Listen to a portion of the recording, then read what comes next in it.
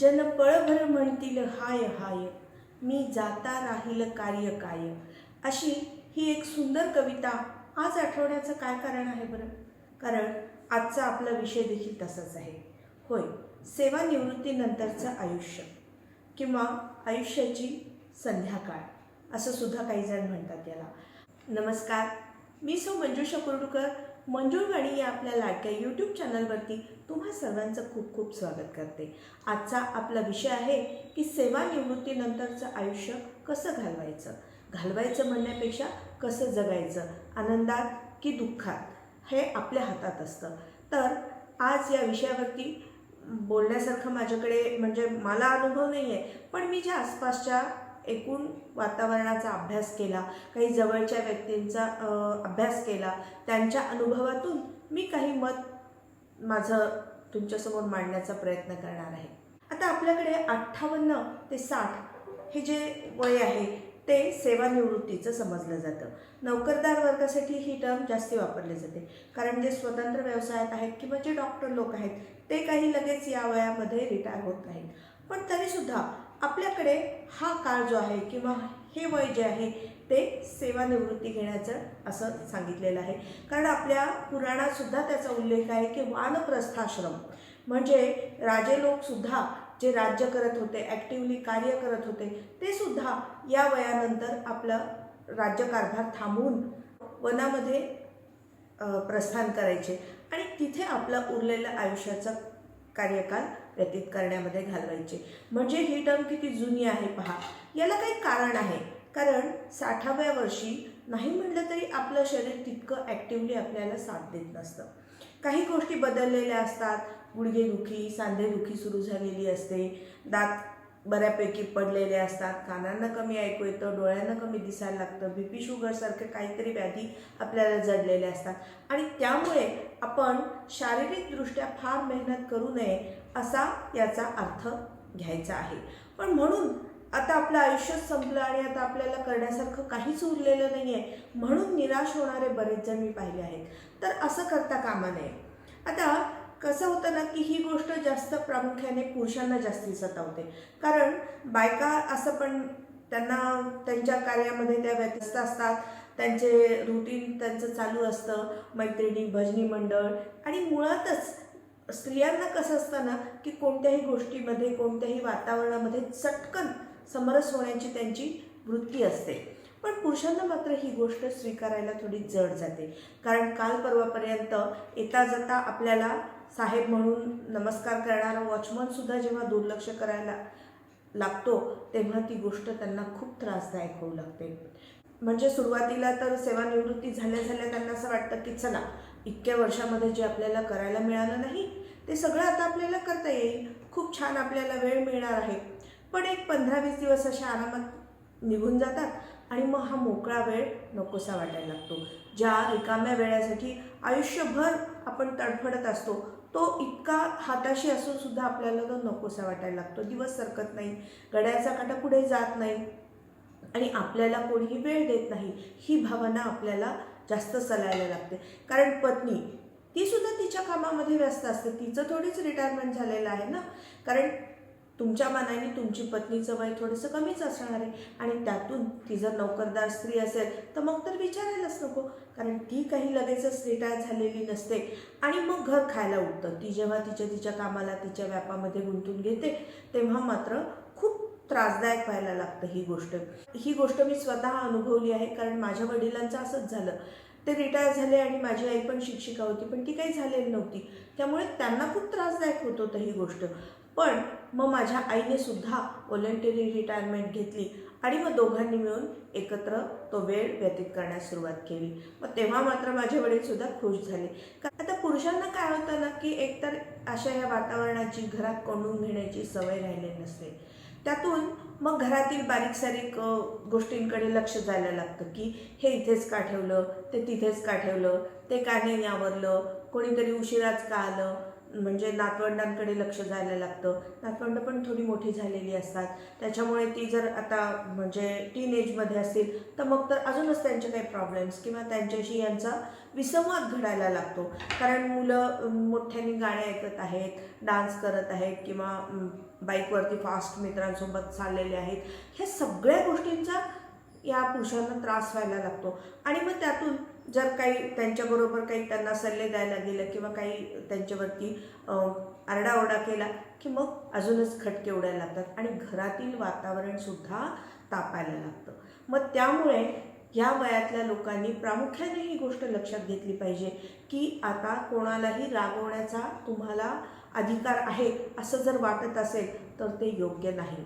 तुम्ही जास्तीत जास्त प्रेमळ राहिलं पाहिजे. तुम्ही म्हणाल ते ऐकून घेतील असं राहिलेलं नाही. मुळातच ही सध्याची परिस्थितीच तशी राहिलेली नाही आहे.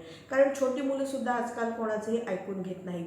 त्यामुळे तुम्हाला जर माणसं तुमच्या जवळ आसपास हवी असं वाटत असेल तर सगळ्यात आधी चिडचिड करणं तुम्ही बंद केलं पाहिजे. सगळ्यांना समजून घेतलं पाहिजे, गोड बोललं पाहिजे. ज्यांच्या ज्या कामासाठी आपण उपयोगी पडू शकतो त्या प्रकारची त्यांना आपण मदत करण्याची तयारी दाखवली पाहिजे. फक्त तयारी दाखवली पाहिजे. अगदी न सांगता मध्ये मध्ये कामामध्ये लुडबुड करून काहीतरी काम अजून वाढवून ठेवू शकता. कारण तुम्ही काहीतरी मदत करायला जाल, पत्नीला दुधाचं पातेलं सांडेल, कारण काही साखरेचं भांडं सांडून बसेल किंवा काही सुनेला तुम्ही मदत करायला जाल आणि तिसरंच काहीतरी होऊन बसेल. नातवंडाच्या प्रोजेक्टमध्ये म्हणून तुम्ही काहीतरी करायला जाल आणि काहीतरी अजून वेगळंच तुम्ही तुमच्या पद्धतीने कराल जे त्यांना मान्य होणार नाही. त्यामुळे अशा प्रकारच्या गोष्टींमध्ये त्यांना जर गरज आहे तुमची असं वाटत असेल तरच तुम्ही त्यांना मदत करायची आहे. स्वतःहून अधिकारवाणीने मी करतो आणि इकडं मला जास्ती समजतं अशा प्रकारचं तुमचं वागणं हे योग्य नाही. कारण या प्रकारे तुम्ही माणसांपासून अजून दुरावत जाल. कारण जर कटकटे आता उगीच काही लोकांना सवय असते की सोसायटीतल्या मुलांना धारेवर धरायचं, इकडून तिकडून कोणी मुलं मुली जाऊ लागले हसत खिदत की त्यांच्यावरती फिसकारायचं. तर अशा पद्धतीचं जर तुम्ही वागत असाल तर तुम्ही येताना पाहिलात की लोक 4 हात लगेच लांब पळून जातील की नको बाबा ते कटकट्या म्हातारे आले बाबा आजोबा ते फार त्रास देतात. तर अशा प्रकारचं वक्तव्य आपल्याबद्दल येऊ नये असं जर तुम्हाला वाटत असेल तर तुम्ही आपल्या स्वभावात काही निश्चित बदल केले पाहिजे. आता आपला विषय काय चालला होता की रिकामपण कसं घालवायचं. तर सर्वात आधी आपण आपली दिनचर्या ठरवली पाहिजे.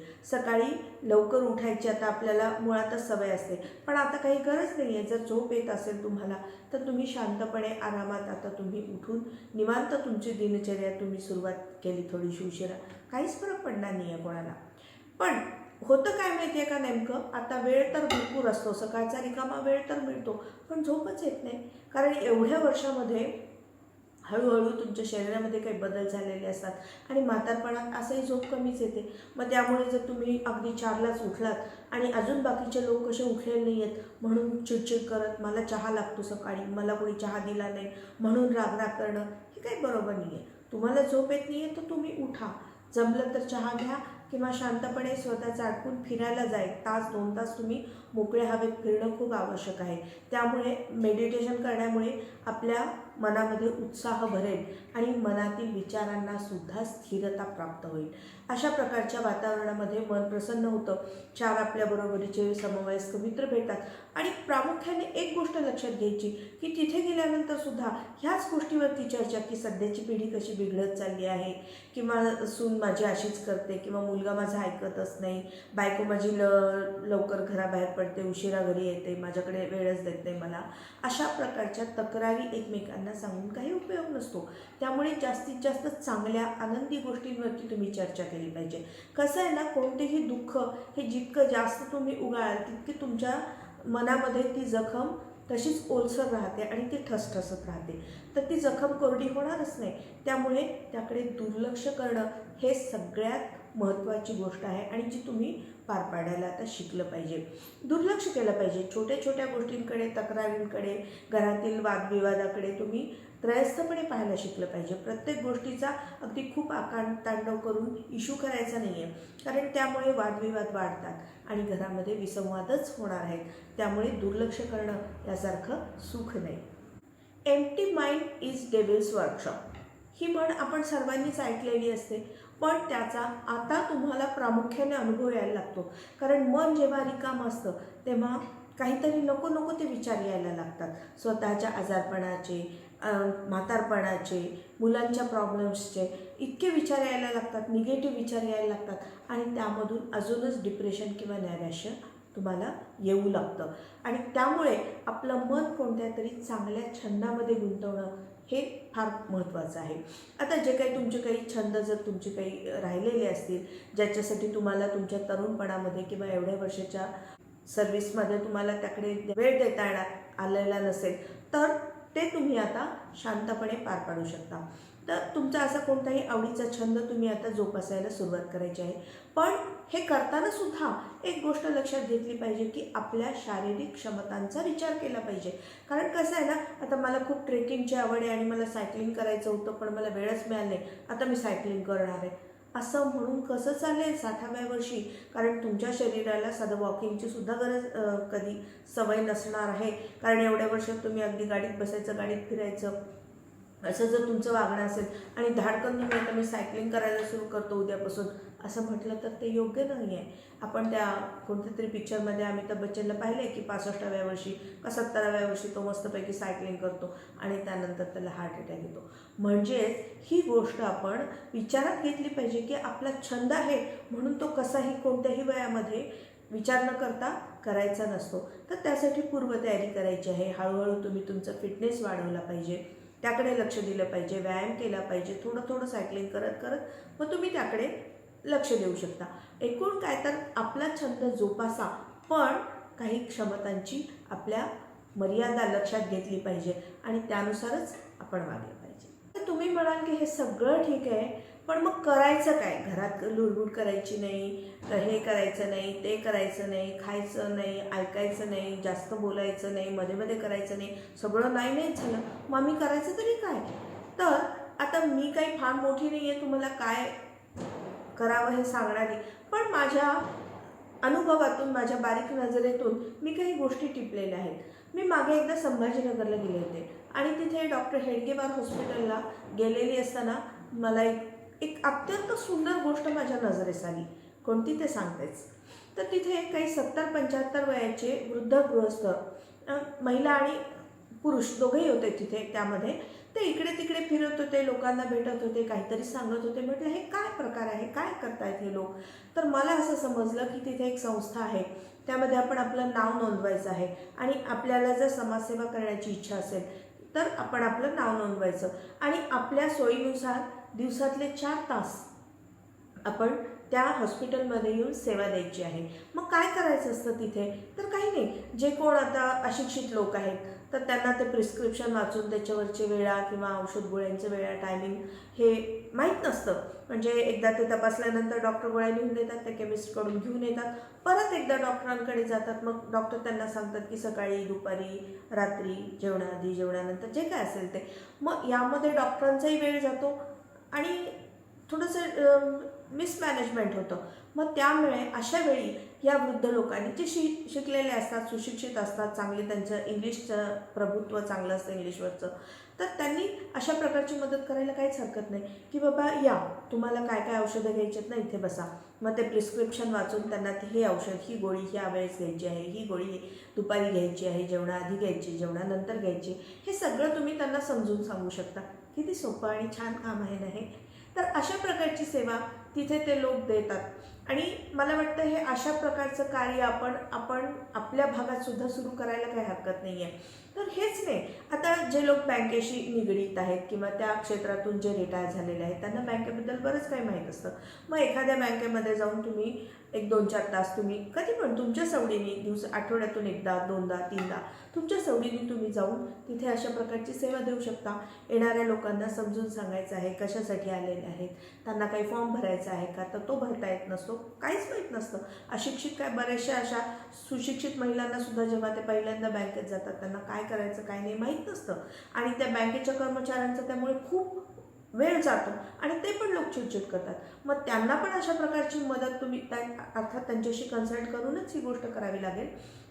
कारण त्यांच्या कामात तुम्ही अडथळा आणून जर करत असाल तर ते आधी बाहेर काढतील तुम्हाला. तर असं नाही व्हायला पाहिजे. तर त्यांच्याशी कन्सल्ट करून तुम्ही त्यांना बोलून त्यांच्या असं काही काम तुम्ही करू इच्छिता हे त्यांच्या कानावर घातलं तर किती छान होईल ना. म्हणजे बघा, आपल्याला असं वाटत असतं की आता आपण म्हातारपणी आपल्या क्षमता कमी झालेल्या आहेत, मी काय समाजसेवा करणार, सगळ्यांनी माझी सेवा केली पाहिजे, असं नसतं. सेवा हा एक असा गुणधर्म आहे, अशी गोष्ट आहे जी तुम्ही जितकी कराल तितकं तुम्हाला त्याचं पुण्य मिळणार आहे, समाधान मिळणार आहे. आणि हे जे समाधान असतं ते टिकून राहणारं समाधान आहे. म्हणजे याचा तुम्हाला खूप निश्चित फायदा होत असतो. एकतर तुम्ही समाजाशी जोडले जाता, भरपूर तुमची ओळख होते, एक चांगलं कार्य करत असल्याचं आत्मिक समाधान तुम्हालाही लाभतं आणि शिवाय तुमचा वेळही चांगला जातो. मग काय हरकत आहे ना अशा गोष्टी करून पाहायला. तर अशा प्रकारच्या काही गोष्टी आपल्या परिसरामध्ये किंवा अजून काही आपल्यासोबतच्या मित्रांना घेऊन जर आपल्याला करता आल्या तर किती छान आहे. एखाद्या अनाथाश्रमामध्ये जाऊन एक छोट्या मुलांना गोष्टी सांगण्याचं कार्य तुम्ही करू शकता. जर एखाद्याला बोलण्याची, काही जादू वगैरे करून दाखवण्याची किंवा खेळकर स्वभाव असेल त्यांचा, तर ते अशा प्रकारच्या छोट्या मुलांमध्ये रमू शकतात. म्हणजे आपला समाजाला जितका जास्त उपयोग करता येईल तेवढा आता आपण केला पाहिजे. कारण इतके वर्ष आपण स्वतःचं घर, स्वतःचा पैसा कमावणं, स्वतःची फॅमिली यासाठी सगळं पणाला लावलेलं आहे आणि त्यामुळे आपल्याला अशा प्रकारचे समाजासाठी काही करता आलेलं नाही आहे. तर हीच ती वेळ आहे जेव्हा तुम्ही समाजाचं ऋण फेडण्यासाठी काहीतरी करू शकता. तर अशा प्रकारचा एक विचार आज मी तुमच्यापुढे मांडलेला आहे आणि तो तुम्हाला कितपत पटला आणि आजचा व्हिडिओ आवडला की नाही ते मला नक्की कळवा. आणि अजूनही माझ्या चॅनलला जर सबस्क्राईब केलेलं नसेल तर प्लीज सबस्क्राईब करा. धन्यवाद.